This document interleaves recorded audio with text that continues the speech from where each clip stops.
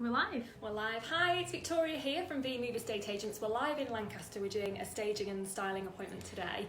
The photographer's due in about 30 minutes and we're ready in the dining room here. So this is one of the oldest houses in Lancaster.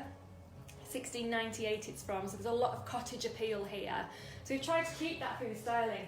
One interesting tip is when your photographer is due to arrive is to make sure you can see where the photographer is going to take his photograph from.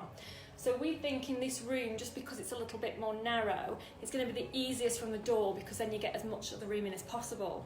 Now because of that, in the very far corner, it was a little bit dark, so we've lit it up. So it's making sure that you put your lamps in the right place to be captured on the photograph in the right way.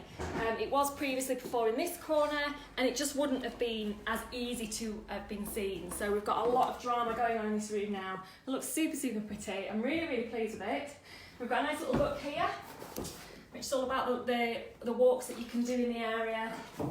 Again, so yeah, really pretty. That's our top tip for today, is make sure you get your lighting right and in the focus of the photographer's lens.